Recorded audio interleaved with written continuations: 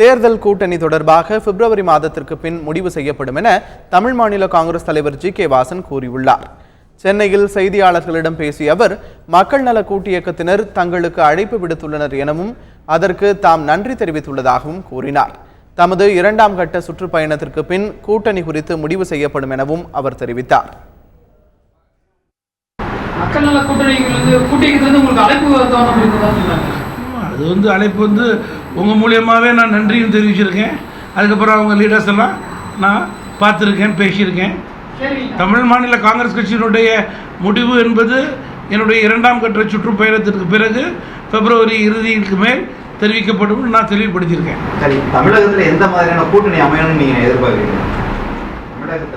மக்கள் விரும்பும் கூட்டணி, வெற்றி கூட்டணி அமைய வேண்டும். அதிலே தமிழ் மாநில காங்கிரஸ் இடம்பெற வேண்டும். அதுதான் என் விருப்பமாக இருக்கும்.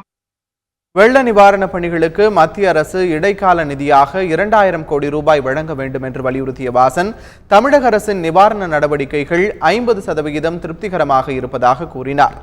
மத்திய குழு தாமதமாக வந்ததாகவும் வாசன் கூறினார். தமிழகத்தில் மதுவிலக்கை கொண்டு வர வேண்டும் என்றும், மீனவர் பிரச்சினைக்கு நிரந்தர தீர்வு காண மத்திய மாநில அரசுகள் நடவடிக்கை எடுக்க வேண்டும் எனவும் வாசன் வலியுறுத்தினார்.